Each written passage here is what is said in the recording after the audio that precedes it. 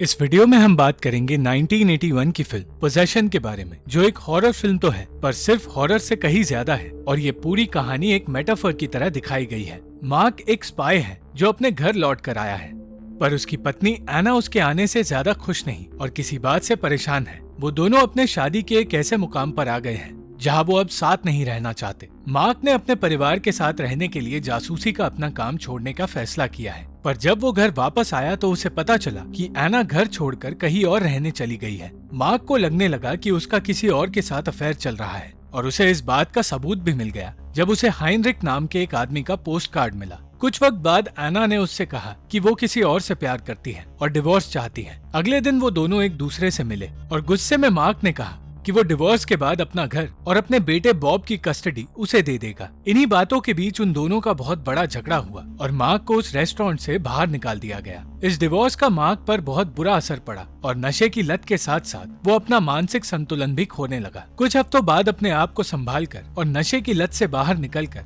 Mark Bob से मिलने गया और उसने उसे घर में अकेला पाया। मार्क को पता चला कि एना ने बॉब का बिल्कुल भी ध्यान नहीं रखा और न ही वो ज्यादा वक्त तक उसके पास रहती है। ये देखकर मार्क ने एना से कह दिया कि अब वो इसी घर में रहेगा और अगर वो इस घर में रहना चाहती है तो उसे वापस मार्क के पास आना होगा और उस दूसरे आदमी को छोड़ना होगा। पहले तो एना ने ऐसा करने से इनकार कर दिया, पर फिर उसके पास कोई और रास्ता नहीं बचा। उस रात मार्क ने एना को संभाला और उसी के साथ रहा, पर आधी रात जब उसकी आंखें खुली तो उसने देखा कि एना घर पर नहीं है। तभी उसे हाइनरिक का कॉल आया जिसने कहा कि एना उसके साथ है और उसी के पास रहेगी। इस बारे में मार्क ने अपनी दोस्त मार्जी से बात की और उससे हाइनरिक के घर का नंबर मांगा, पर हाइनरिक को कॉल करने पर उसकी बात हाइनरिक की माँ से हुई, जिन्होंने ये कहा कि एना को उन्होंने 4 हफ्तों से नहीं देखा है और ये बात मार्क को अजीब लगी। अगली सुबह वो बॉब को स्कूल छोड़ने गया, जहाँ उसकी मुलाकात उसकी टीचर हेलन से हुई और हेलन को देखकर मार्क हैरान हो गया क्योंकि वो बिल्कुल एना जैसी ही दिखती है, पर सिर्फ उसकी आंखें अलग हैं। वहाँ से वो सीधा हाइनरिक के घर एना को लेने गया, पर वहाँ जाने पर हाइनरिक ने उससे कहा कि एना वहाँ है ही नहीं। मार्क ने उससे उसके और एना के अफेयर के बारे में पूछताछ की और बातों बातों में उन दोनों की हाथापाई हो गई,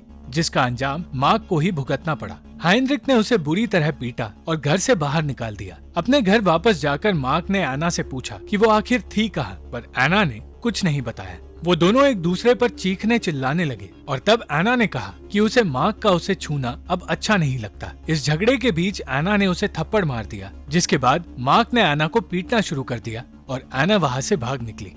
मार्क फिर भी उसका पीछा करता रहा और उन दोनों की वजह से एक एक्सीडेंट हो गया। अगले दिन मार्क एक प्राइवेट इन्वेस्टिगेटर के पास गया, जिससे उसने एना का पीछा करने के लिए कहा। उस रात मार्क से मिलने उसकी दोस्त मार्जी आई, जो उसे पसंद करती है, और मार्क ने उसके साथ अपना अफेयर शुरू कर दिया। अगली सुबह मार्क एना से पूछता रहा कि आखिर उसने ऐसा क्या किया है जिसकी वजह से एना उससे नफरत करती है। वो ये भी जानता था कि ऐसी कोई तो बात है जो एना उसे नहीं बता रही। उसकी नजर में एना एक पोजेस्ड औरत बन चुकी थी, जिसके बारे में अब वो कुछ नहीं जानता। पर इन सारे सवालों का एना ने कोई जवाब नहीं दिया। अचानक इन्हीं बातों के बीच एना को कुछ हुआ और उसने अपने आप को मारने की कोशिश की, पर मार्क ने उसे सही वक्त पर बचा लिया। बहुत मुश्किल से मार्क ने एना को शांत किया और उसकी चोट पर पट्टी बांधकर मार्क ने खुद को चोट पहुंचाने की कोशिश की। पर अजीब बात ये थी कि ना तो एना को और ना ही मार्क को उन चोटों का दर्द महसूस हो रहा था। मार्क के कहने पर उस इन्वेस्टिगेटर ने अपने डिटेक्टिव को एना के पीछे भेजा और वो हर जगह एना का पीछा करता रहा। एना का पीछा करने पर उसे पता चला कि उसने एक दूसरा घर खरीद रखा है, जहाँ वो अकेले रहने जाती है। बहुत देर तक उस बिल्डिंग के बाहर इंतजार करने के बाद वो आदमी एना के पास गया और उसने देखा कि अब भी वो उस घर में अकेली ही है। उस आदमी ने पूरे घर की छानबीन की और ये कहा कि वो सिर्फ उस घर की खिड़कियां चेक करने आया है। कुछ वक्त बाद एना अजीब बर्ताव करने लगी और फिर अचानक एक कमरे में उस आदमी को एक अजीब सा जानवर दिखाई दिया, जिसे देखने के बाद एना ने उस आदमी का खून कर दिया। दूसरी तरफ बॉब की टीचर हेलन बॉब से मिलने आई और उसे देखकर मार्क को बहुत खुशी हुई। हेलन का कहना था कि बॉब कुछ दिनों से परेशान है, पर वो किसी से कुछ नहीं कहता। कुछ वक्त बाद बॉब और मार्क के साथ वक्त बिताने के बाद हेलन को समझ आ गया था कि मार्क उसे पसंद करता है और फिर उसने वहीं रहने का फैसला कर लिया। अगले दिन मार्क को बताया गया कि वो डिटेक्टिव जो एना पर नजर रख रहा था घर वापस नहीं आया है और वो इन्वेस्टिगेटर जिमरमैन उसे ढूंढना चाहता है। जिमरमैन को उस डिटेक्टिव की फिक्र इसलिए थी क्योंकि वो डिटेक्टिव उसका बॉयफ्रेंड है। जब जिमरमैन एना के घर गया तो उसने देखा कि एना घर की साफ सफाई कर रही थी और एना से बात करने पर उसे पता चला कि एना का उस अजीब से जानवर के साथ अफेयर चल रहा है और उसने जिमरमैन के बॉयफ्रेंड को मार दिया है। अचानक एना फिर से पोजेस्ड हो गई और उसने जिमरमैन की बंदूक लेकर उसे भी मार दिया। एना का अजीबोगरीब बर्ताव जारी रहा और उसे इस तरह देखकर मार्क परेशान होने लगा। वो ऐसे बर्ताव करने लगी थी जैसे कि वो अपने शरीर में रह नहीं पा रही। और फिर उसने मार्क को बताया कि जब वो यहाँ नहीं था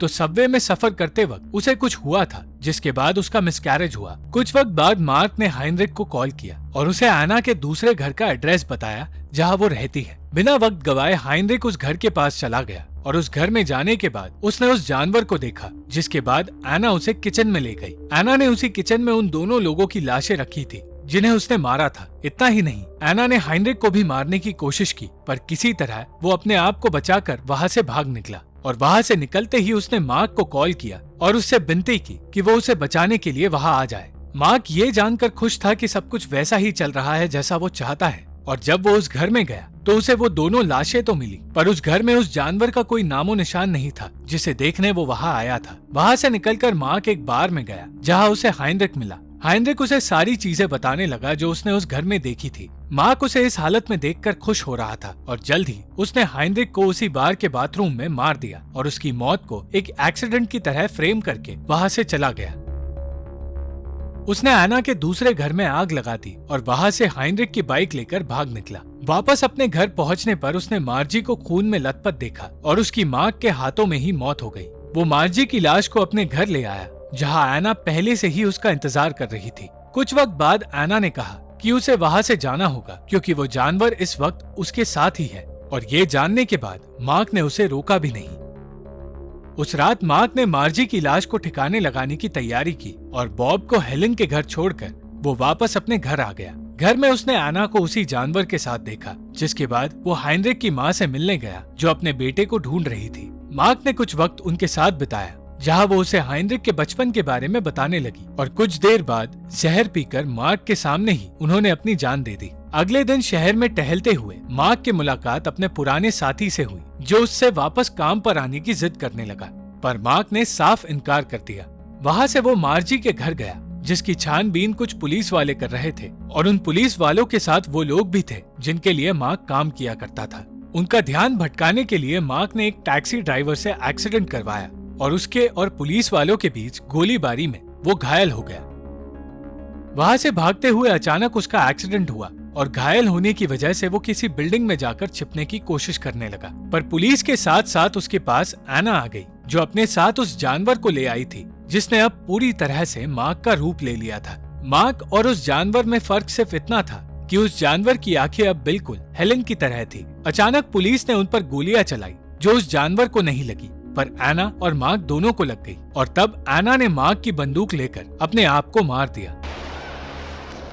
ऐसा होने पर मार्क ने भी वहाँ से कूदकर अपनी जान दे दी और वो जानवर वहाँ से निकलने में कामयाब हो गया। कुछ वक्त बाद वो हेलेन के घर गया जहाँ वो बॉब का ध्यान रख रही थी। घंटी की आवाज सुनते ही बॉब हेलेन से दरवाजा ना खोलने की विनती करता रहा, पर उसने बॉब की एक न सुनी और डरकर बॉब बाथरूम में चला गया और वहीं छिप गया। फिर एक ऐसा माहौल बन गया जैसा किसी वॉर में होता है जहाँ हवाई हमलों के बीच लोग अपनी मौत का इंतजार करते हैं, और यहीं पर इस फिल्म का अंत हो जाता है। ये फिल्म एक मेटाफर है जहाँ वो जानवर असल में कोई जानवर नहीं बल्कि एना के अंदर का गिल्ट, उसकी अंदरूनी चाहत है, और ये कहानी एक टूटी हुई शादी के बारे में है। जो कुछ बाहरी तकलीफें इस फिल्म में दिखाई गई है वो असल में वो सारी चीजें हैं जो एना और मार्क अंदर से महसूस कर रहे थे। हेलेन वो औरत है जो मार्क की नजर में एक आइडियल पत्नी है और मार्क के रूप में वो राक्षस वो पति है जैसा पति एना चाहती थी। अंत में वो दोनों ही आइडियल पति और पत्नी एक दूसरे से मिलते हैं, पर बॉब ये जानता था कि उसके माता पिता की शादी हमेशा के लिए खत्म हो चुकी है और वो दोनों ही पति पत्नी हमेशा के लिए बदल चुके हैं। वो जानता है कि ये परिवार अपने अंत और तबाही की तरफ बढ़ रहा है क्योंकि उसने अपनी आंखों के सामने उस परिवार की तकलीफों को देखा है और उस परिवार को टूटते हुए देखा है। Thank you for watching the video.